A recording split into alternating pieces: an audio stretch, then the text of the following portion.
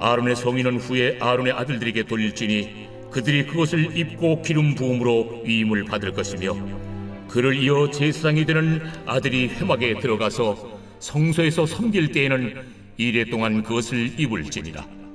너는 위임식 순양을 가져다가 거룩한 곳에서 그 고기를 삶고 아론과 그의 아들들은 회막문에서 그 순양의 고기와 방주에 있는 떡을 먹을지라. 그들은 속죄물 곧 그들을 위임하며 그들을 거룩하게 하는 데 쓰는 것을 먹되 타인은 먹지 못할지니 그것이 거룩하기 때문이라.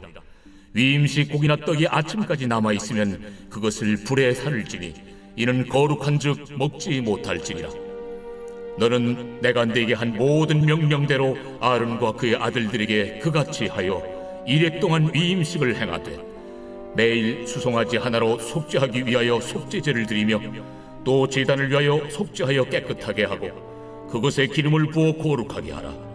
너는 이레 동안 제단을 위하여 속죄하여 거룩하게 하라. 그리하면 지극히 거룩한 제단이 되리니 제단에 접촉하는 모든 것이 거룩하리라. 네가 제단 위에 드릴 것은 이러하니라. 매일 1년 된 어린 양 2마리니 한 어린 양은 아침에 드리고 한 어린 양은 저녁 때에 드릴지며 한 어린 양의 고운 밀가루 10분의 1 에바와 지은 기름 4분의 1 흰을 더하고 또 전제로 포도주 4분의 1 흰을 더할지며 한 어린 양은 저녁 때에 드리되 아침에 한 것처럼 소제와 전제를 그것과 함께 드려 향기로운 냄새가 되게 하여 여호와께 화제로 삼을지니 이는 너희가 대대로 여호와 앞 회막문에서 늘 드릴 번제라. 내가 거기서 너희와 만나고 네게 말하리라. 내가 거기서 이스라엘 자손을 만나리니 내 영광으로 말미암아 회막이 거룩하게 될지라. 내가 그 회막과 제단을 거룩하게 하며 아론과 그의 아들들도 거룩하게 하여 내게 제사장 직분을 행하게 하며 내가 이스라엘 자손 중에 거하여 그들의 하나님이 되리니 그들은 내가 그들의 하나님 여호와로서 그들 중에 거하려고 그들을 애국 땅에서 인도하여 낸 줄 알리라. 나는 그들의 하나님 여호와니라. 안녕하세요, 큰숲가족 여러분. 오늘 매일 말씀을 전할 임궁화 전도사입니다. 오늘 저희가 함께 보실 본문 말씀은 출애굽기 29장 29절에서 46절까지의 말씀인데요. 오늘 본문은 제사장 위임식이 마무리되는 본문이 오늘 본문의 내용입니다. 그리고 말씀 말미에 하나님이 왜 이런 제사장 위임식을 허락하셨고 성막을 지으라 하셨는지 하나님의 진짜 본심을 드러내시는 내용으로 오늘 본문이 그리고 제사장 위임식이 마무리되게 되는데요. 그 말씀을 하나님이 오늘 우리에게도 동일하게 주시는 말씀이다 라는 생각이 듭니다. 그렇기 때문에 이 말씀을 하나님이 나한테 오늘 주시는구나 라는 그러한 기대감을 가지고 함께 묵상하시면 이 어려운 묵상이지만 이 성막에 대한 묵상이 아주 은혜로 이어질 것 같습니다. 함께 기대함을 가지고 묵상하겠습니다. 29절 30절 읽으셨지만 제가 한 번 더 읽고 나누겠습니다. 아론의 성인은 후에 아론의 아들들에게 돌릴지니 그들이 그것을 입고 기름 부음으로 위임을 받을 것이며 그를 이어 제사장이 되는 아들의 회막에 들어가서 성소에서 섬길 때에는 이레 동안 그것을 입을지니라. 아멘. 우리는 제사장 위임식에서만 이 거룩한 옷, 성의가 나오는 게 아니고 이 제사장의 의복에 대한 상세한 하나님의 설계도와 또 여러 가지 묵상의 내용 중을 통해서 이 성의 거룩한 옷을 입는 것에 대한 묵상을 계속 해왔습니다. 그래서 그 옷을 입는다라는 표현이 우리에게 익숙하게 다가오는데요. 오늘도 그 옷을 입는 것에 대한 내용으로 본문이 시작되고 있습니다. 오늘 본문 29절이 말하는 내용이 무슨 말이냐면 아론이 입은 이 제사장의 거룩한 옷은 아론이 죽은 후에 아론의 아들들에게 그 임무를 전승하면서 그 옷을 물려주게 될 것이다 라는 내용인데요. 왜 이 옷을 전승해야 되는지, 왜 이 옷이 그렇게 의미가 있어서 물려주는 것인지 한번 묵상해 보면 좋을 것 같습니다. 오늘 29절을 보시면 그 해답이 있는데요. 이렇게 나와 있습니다. 그들이 그것을 입고 기름 부음으로 위임을 받는다 것이라고 말씀에 등장하죠.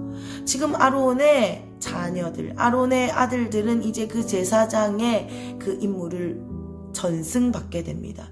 그때 단 하나의 조건이 바로 이 옷을 입는 것이죠. 우리가 생각할 때는 만약에 제사장으로서의 임무를 전승 받으려고 한다면 개인의 자질이나 어떠한 능력이나 실력 아니면 여러 가지 기술, 생김새 등을 조건으로 들 수 있을 텐데 그렇지 않고 이 제사장의 임무를 물려받을 수 있는 단 하나의 조건은 그것을 입는 것으로 시작된다라는 것을 오늘 본문에 나오고 있습니다. 이 말씀을 오늘 우리에게 동일하게 적용할 수 있을 것 같습니다. 우리의 삶에 우리의 실력으로, 우리의 능력으로, 우리의 어떠함으로 우리가 무엇을 하고 있거나 아니면 우리의 어떠함으로 하나님을 섬기고 있다라고 착각할 때가 많은데요. 우리가 이 묵상을 해오셔서 아시겠지만 사실 그것은 가짜죠. 우리는 온전히 하나님을 옷 입음으로, 그리스도를 입음으로 우리의 하루하루를 은혜로 하나님의 실력으로 우리가 살아가고 있습니다. 그렇기 때문에 여기서 이 제사장이 그 옷을 물려준다라는 의미는 개인의 능력이나 개인의 자질로 제사장이 될 수 있다라는 것이 아니라 그리스도로 옷 입는 것, 그분의 거룩을 옷 입는 것, 그분이 입혀주시는 옷을 입는 것으로 말미암아 기름 부음을 받을 수 있게 되는 조건이 주어진다. 그래서 단 하나의 조건은 그분의 옷을 입는 것이다 라는 것을 아주 상징적으로 나타내고 있죠. 우리도 마찬가지입니다.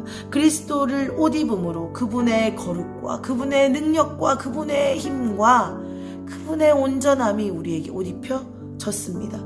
그렇기 때문에 우리는 오늘 하루도 그분의 능력으로, 그분을 통한 은혜로 살 수 있는 것입니다. 아멘. 그런데 30절을 방금 읽어보셔서 아시겠지만 이 옷은 위임식 때 한번 입고 끝나는 것이 아니고 이후에 성소를 섬길 때에도 계속 입어야 한다라고 나오고 있습니다. 이것은 무엇을 상징하고 무엇을 의미할까요? 우리는 그리스도를 옷 입는 것으로 제사장의 자격이 주어졌다라는 것을 29절에서 보았습니다. 그런데 우리에게 자격을 부여하기 위해 옷을 입는 것, 그것은 일회성으로 끝나지 않는다라는 것입니다. 우리가 하나님을 섬기며 살고 하나님을 믿는 믿음으로 하나님을 따르며 살기 위해서는 그 한 번의 자격에, 한 번의 은혜, 한 번의 옷 입음으로 가능하지 않다라는 것이죠. 우리는 매일의 삶에서 그리스도로 옷 입어야 합니다. 우리는 매일매일 그리스도를 옷 입음으로, 그분의 능력으로, 그분을 통한 은혜로, 그분이 허락한 거룩으로 오늘을 살아낼 수가 있는 것입니다. 그래서 우리가 그리스도를 옷 입을 때 우리에게는 기름이 부어질 것이고 우리는 제사장으로서 우리의 어떠함과 상관없이 설 수 있는 자격이 주어지게 되는 것이죠. 그래서 오늘 29절 30절 말씀을 통해 하나님은 우리에게 그리스도를 옷 입는 것에 대해서 다시 한번 말씀해 주고 계십니다. 그것은 한 번에 자격 부여를 위해 옷을 입는 것이 아니라 날마다 입어야 되는 옷임을 말씀해 주고 계시는 것이죠. 그런데 이러한 메시지는 지금 이후에 7일간 이어지는 위임식과 이 위임식 이후에 이 제사장의 삶, 제사장의 행할 임무를 묵상하면 오늘 이 29절 30절에서 제가 나눠드린 내용이 조금 더 분명해질 것 같습니다. 위임식은 이후에 7일간 진행되죠. 그 이유는 잘 아시겠지만 7이라는 숫자는 완전수죠. 그래서 이것들을 완전함, 온전함을 상징하는 의미가 있기 때문에 7일 동안 위임식을 진행합니다. 그때 어떤 제사를 드리죠? 매일매일 속죄제를 드립니다. 자신의 죄를 주님 앞에 내어드리면서 있는 모습 그대로 나아가게 되는 것이죠. 우리가 있는 모습 그대로 나아갈 때에 우리는 그리스도로 옷 입을 수 있습니다. 그것은 매일매일 우리 삶에 일어나야 되는 일이죠. 그리스도를 옷 입는 것은 한 번의 경험으로 되지 않는다라고 계속해서 말씀해 주고 계십니다. 그런데 더 중요한 것은 무엇이냐면 이 자격이 부여되는 위임식으로 모든 것이 끝나는 것이 아니라 위임식을 이후로 제사장의 삶이 본격적으로 하나님께 올려드리는 삶으로 드려진다라는 것입니다.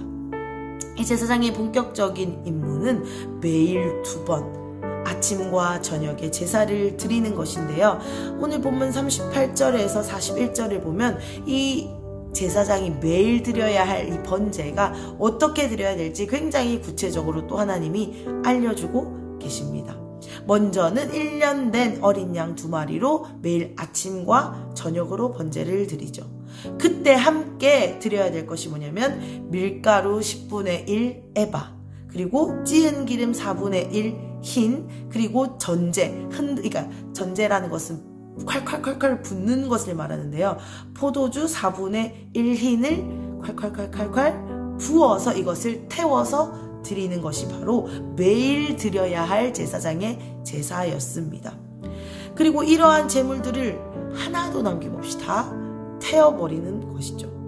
이 말씀을 우리가 그냥 읽으면 그냥 이렇게 하라는 거구나. 매일 아침 저녁으로 이렇게 태우고 이렇게 붓고 이렇게 밀가루와 이 기름을 드리는 거구나 라고 아주 단순하게 생각할 수 있지만, 믿지 않는 사람의 입장에서 한번 이 장면을 생각해 보셨으면 좋겠습니다.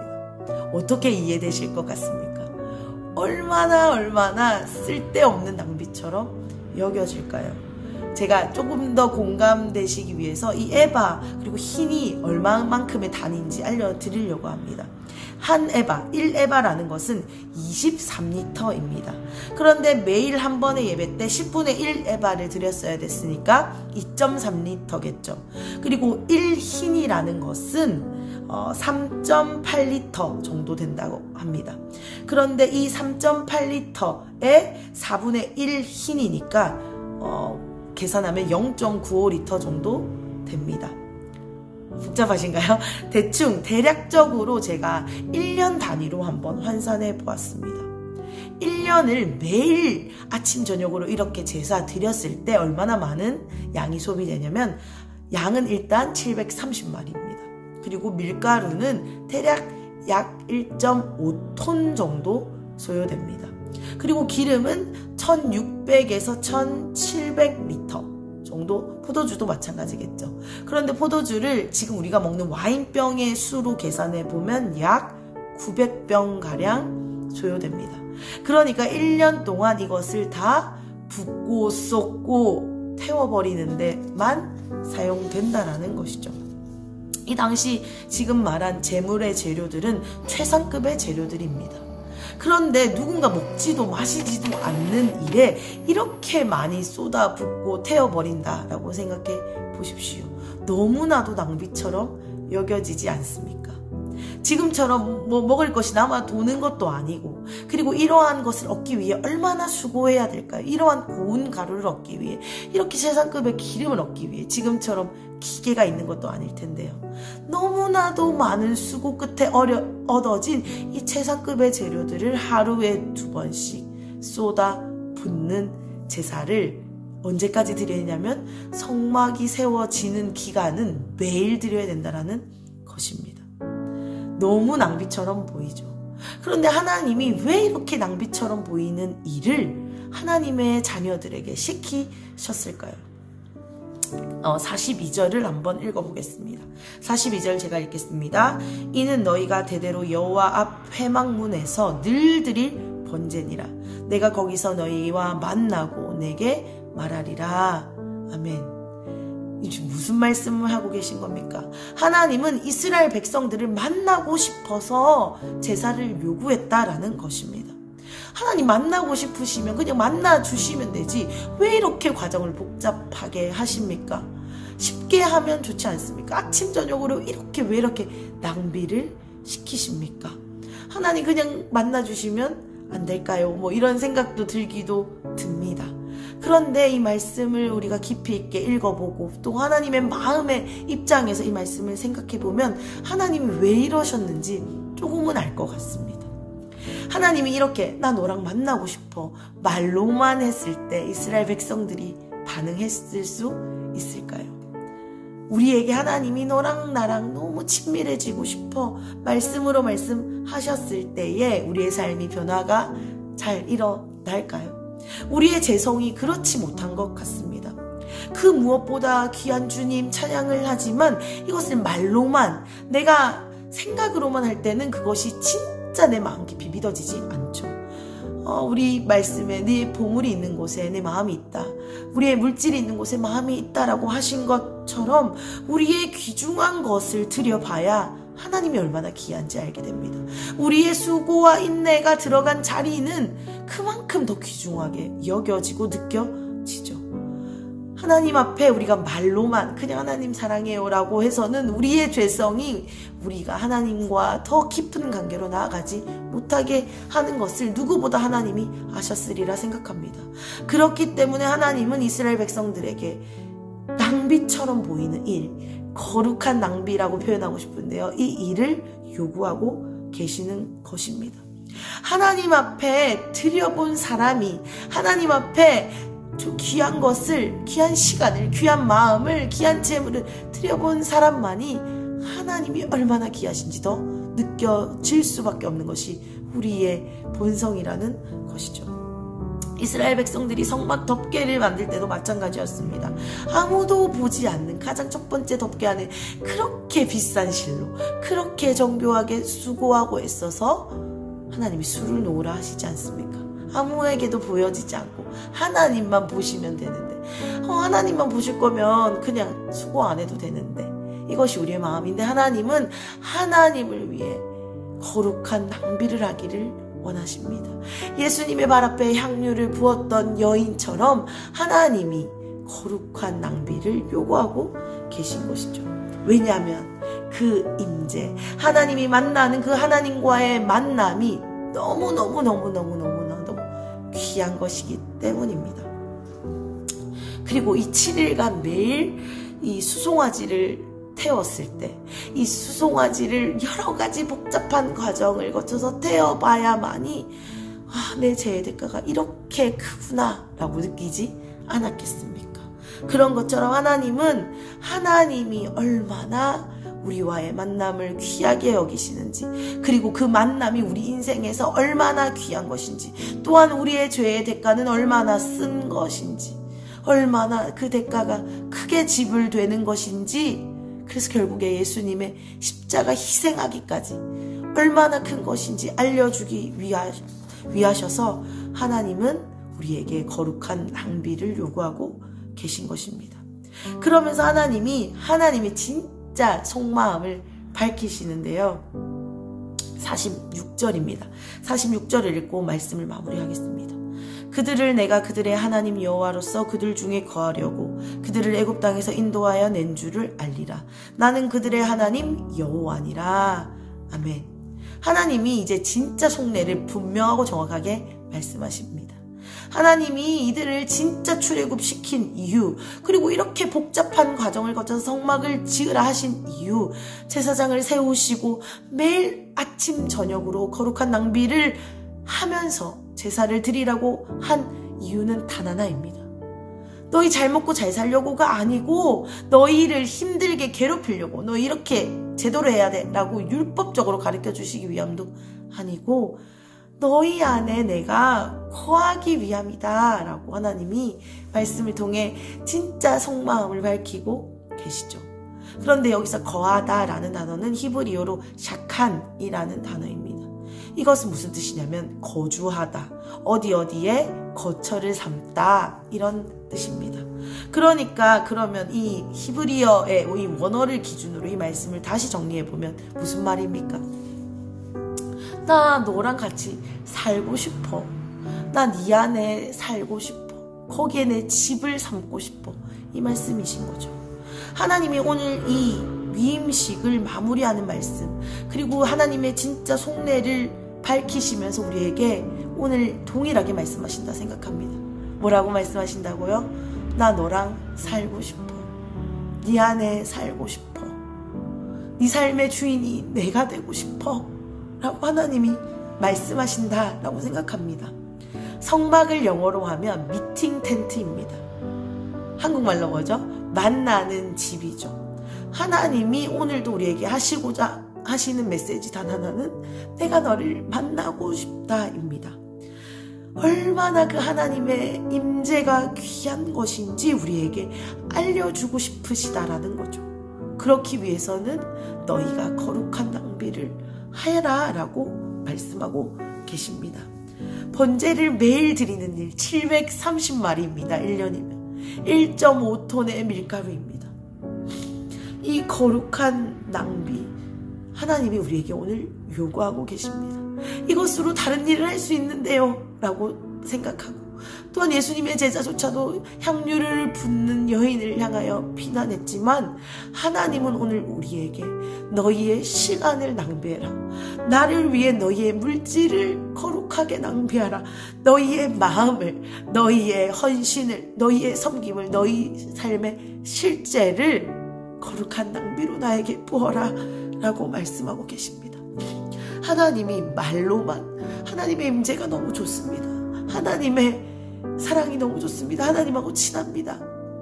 말로만 가능하지 않다라는 것을 다시 한번 말씀해 주시고 계십니다. 그분의 임재, 하나님이 거하시는 집을 정말로 만드시기 원하십니까? 그렇다고 한다면 오늘 우리는 이 거룩한 낭비에 참여해야 합니다. 사랑하는 큰숙가족 여러분, 오늘 우리가 드릴 수 있는 거룩한 낭비가 무엇이 있을까요? 우리의 시간을 주님께 아까워하지 않고 내어드리는 것. 내가 무언가 나의 개발하는 데 쓸 수 있는 이 시간이 있지만 이것을 주님을 위해, 주님의 임재를 맛보기 위해 아까워하지 않고 내어드리는 것. 나에게 허락된 이 작은 물질을 하나님 나라를 위해 흘려보내는 것. 하나님이 나에게 허락하신 이 작은 몸으로 주님의 교회를 있는 힘껏 섬기는 것. 이것이 거룩한 낭비일 줄 믿습니다. 하나님, 오늘 우리의 삶이 하나님을 향해 작은 것이지만 드릴 수 있는 하루가 되게 해 주십시오라고 기도하시면서 우리가 이제는 말로만, 혀로만 하는 것이 아니라 우리의 삶의 실제적인 반응들로, 액션들로 우리의 삶을 쏟아 부으면서 거룩한 낭비의 삶을 살아가는 하루가 되시면 어떨까요? 그렇게 소망으로, 그렇게 기쁨으로 오늘 하루 살아내시기를 간절히 축복드립니다. 기도하겠습니다. 사랑의 하나님, 감사합니다. 우리의 삶에 얼마나 많이 인색했는지 오늘 말씀을 통해 돌아보게 하시니 감사합니다. 하나님이 우리에게 원하시는 것은 내가 너와 같이 사는 것이다 라고 말씀하시는데, 하나님, 저는 너무나도 많은 시간 동안 제가 주인이 되어서 살았음을 회개합니다. 하나님, 주님과 살기 위해, 주님의 그 깊은 임재를 누리기 위해 필요한 것이 우리의 삶의 거룩한 낭비일 터인데, 하나님, 우리가 인색함을 고백하오니 주님 은혜로 덮어주십시오. 그 성의를 우리에게 입혀주셔서 그리스도로 옷 입음으로 말미암아 우리의 삶이 주님께 아까워하지 않고 드릴 수 있는 삶으로 살아낼 수 있기를 간절히 원합니다. 하나님, 이제 우리가 말과 혀로만 하지 않고 우리의 삶의 실제적인 반응들로 주님께 내어드림으로 그렇게 주님과 동행하고 싶습니다. 주님, 우리에게 오늘 새 힘을 허락하여 주시고 주님 앞에 거룩한 낭비로 주님 앞에 온전히 향기로운 제사를 올려드릴 수 있는 우리의 삶이 되도록 주님, 우리의 마음을 주장하여 주시옵소서. 하나님, 우리의 속한 우리의 가정과 우리의 교회와 우리의 일터와 우리의 직장이, 우리의 학교가 주님이 거하실 처소가 되어지기를 간절히 소망합니다. 역사하여 주시옵소서. 예수님의 이름으로 기도드렸습니다. 아멘.